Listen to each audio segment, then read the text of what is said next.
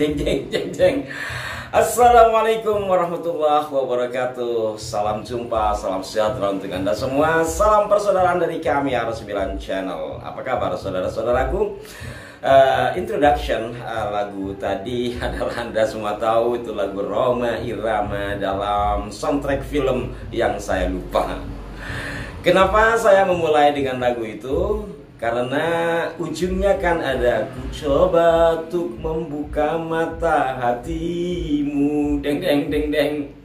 Ku tahu engkau terjerat dan terbenam dalam kepalsuan. Suaranya fals.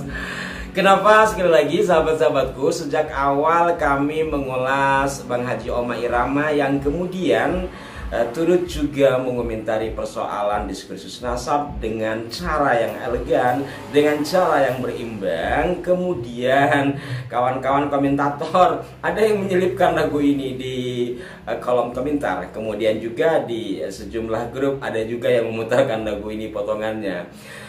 Saya memang nggak bakal bernyanyi walaupun saya hobi mendengarkan lagu apapun ya, apapun saya hobi dari kecil.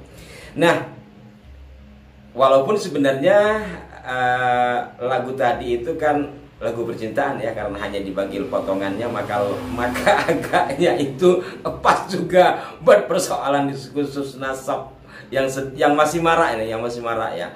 Nah, kecuali itu saudara-saudaraku sekalian, setelah edisi yang berikutnya, yang kedua kali Bang Haji mengulas tentang persoalan nasab juga doktrin dari Ma'alwi yang beliau simak sendiri pada sekitar 50 tahun yang silam, ini ternyata mendapatkan respon dari kalangan habaib sendiri, juga dari kalangan muhibbin. Kalau pada edisi yang lalu saya menyampaikan ada salah satu kanal YouTube yang mengatakan bahwa itu apa yang disampaikan Bang Haji itu imbas dari fitnahnya Imat yang mengambil sumber dari sampah. Kajian kok yang dianggap sampah itu dari mana ya?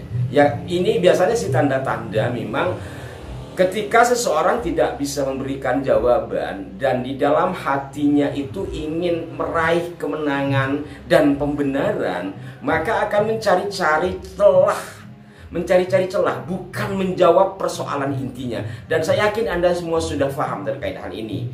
Namun yang kemudian membuat saya mengangkat ini kembali, saya buka-buka YouTube ya, kemudian ada kanal YouTube yang dulu pernah mengambil bagian dari podcast saya dengan Pak Yusuf Marsdi pada Suka TV ketika membahas masalah pembelokan sejarah oleh Habib Agil ya, Habib Agil yang di Habib Hussein Agil yang di Tuban itu ya.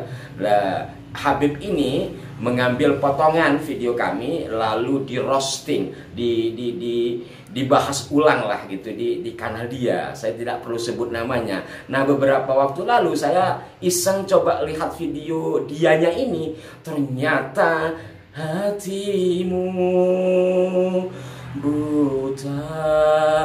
buta karena tabir kepalsuan, deng deng deng deng.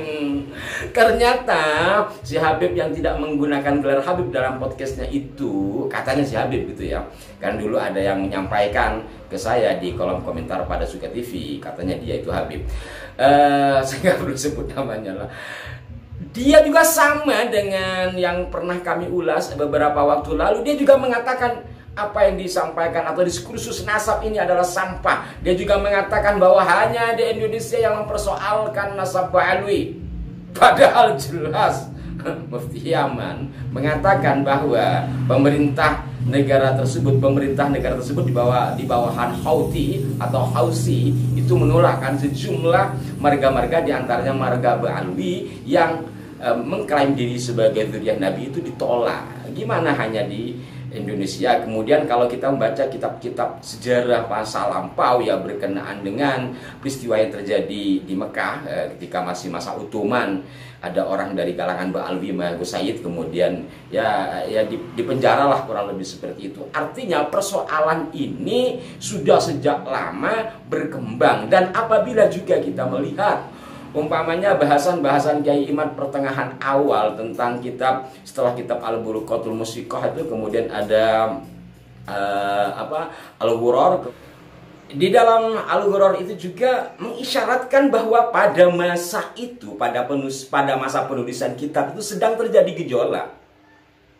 Kan begitu, kalau kita mencoba melihat atau membaca sesuatu itu dengan tenang dan kemudian kita masuk ke ruang tulisan itu. Biasanya ya, kenapa hal ini terjadi? Walaupun ini sifatnya adalah interpretasi, tetapi tidak mungkin ada sesuatu disampaikan secara umum, tidak ada latar belakangnya. Kayak saya sekarang menyampaikan hal ini, pasti ada latar belakangnya. Kenapa? Karena Bang Haji ikut juga mengulas nasab, kemudian dari sebagian kalangan Habaib menentangnya. Padahal Bang Haji sendiri itu adalah kawannya Habib. Ini kan yang melatar belakangi saya membahas hal ini. Berikut juga dalam kitab-kitab yang saya sebut tadi, kenapa dia kemudian membuat kisah sang penulis kitab ini. Sudah ada ulama yang datang ke Basra, kemudian bahkan ada, ya saya ingat, bahkan ada yang diisbat melalui mimpi. Ini kan pasti ada latar belakang di baliknya.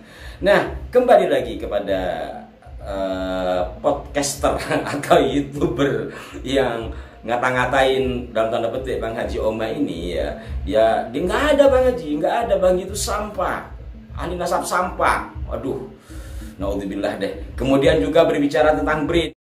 Dalam podcastnya itu Bang Haji kan mengatakan yang kedua ya, bahwa di BRIN juga, BRIN itu Badan Riset dan Inovasi Nasional, telah melakukan kajian dan ternyata di antara mereka golongan Mbak Alwi ini yang melakukan tes ya, itu kan ternyata haplogrupnya tidak sama dengan haplogrup Bani Hashim, kurang lebih seperti itulah ya. Dan kalau menggunakan istilah orang BRIN sendiri seperti Pak Dr. Arikim, ya jangankan turunan Nabi secara haplogrup atau secara kode genetik nenek moyang bersama, jangankan durian Nabi, wong Arab aja bukan, begitu kata Pak Dr. Arikim. Nah, sang YouTuber ini mengatakan, BRIN siapa? Itu pasti juga Sugeng. Nah, langsung menyebut Pak Dr. Sugeng Sugiarto. Sugeng bagian apa di BRIN? Ketika menanyakan Sugeng bagian apa di BRIN, berarti kan dia meyakini bahwa Pak Sugeng itu adalah pegawai BRIN. Sekarang kalau mempertanyakan Pak Sugeng itu bagian apa di BRIN, lah memang sampean bagian apa di BRIN? Orang BRIN juga bukan kan? Lah Pak Sugeng setidaknya dia memiliki basic biologi kan? Dan dia harus mempertanggungjawabkan dari apa yang dia sampaikan. Kalau dia salah, otomatis dia akan dapat teguran dari petinggi di BRIN. Kan begitu mestinya. Apalagi yang disampaikan Pak Sugeng itu kerap kali saya pernah nonton, dia langsung membuka dari situs resminya Family Tree DNA.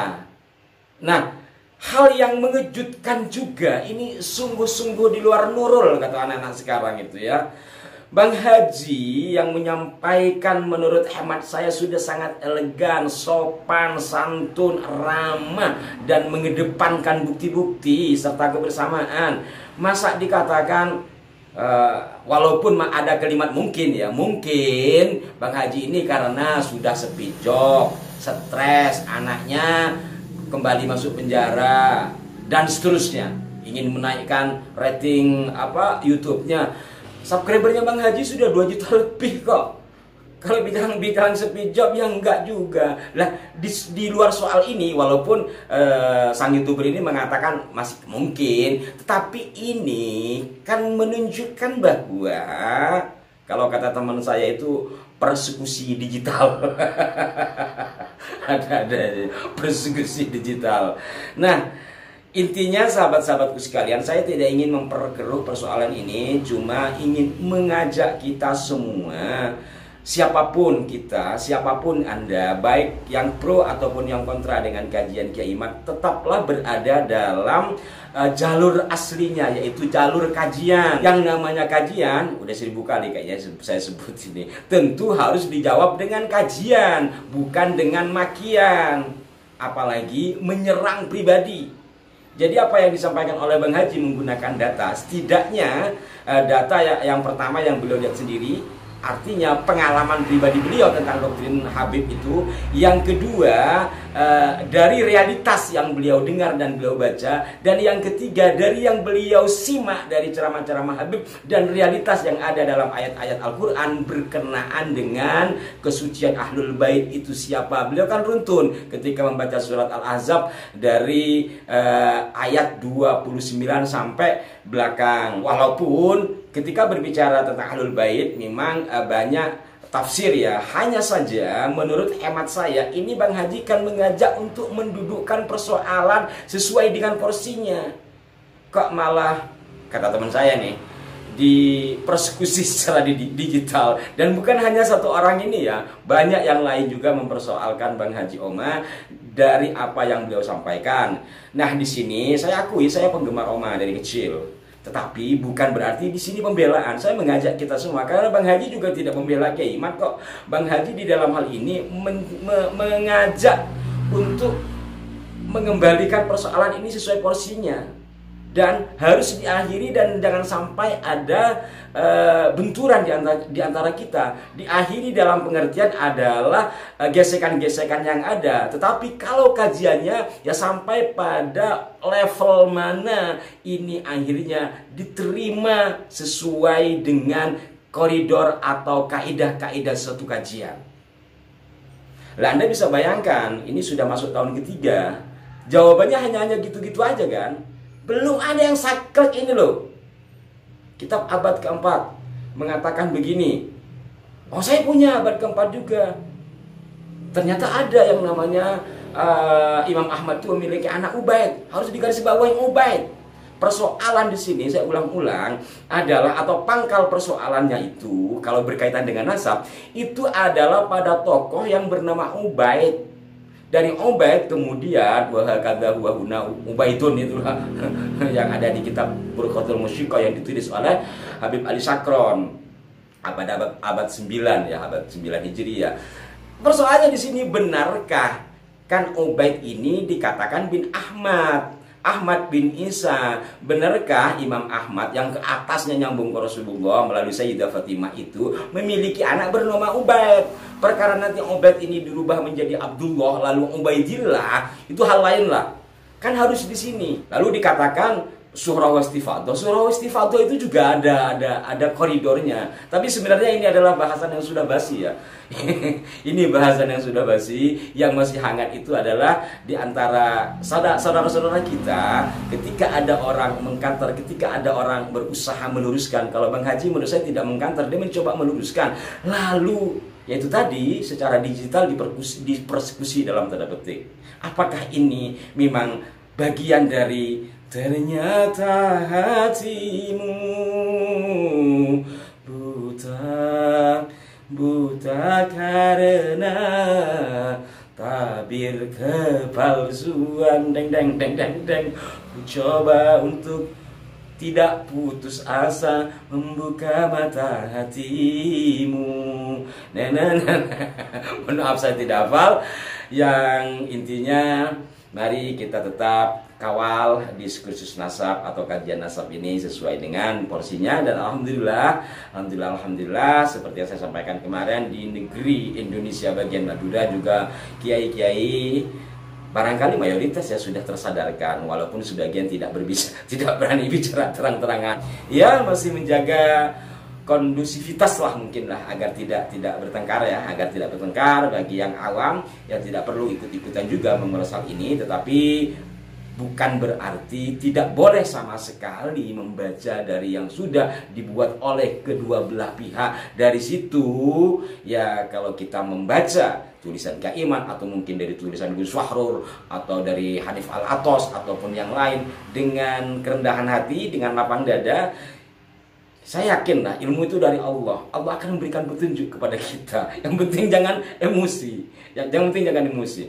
Al ilmu nurun wa nurullahi la yu'ta li'asi. Ada yang bilang la yuhda li'asi ya. Saya yakin itu.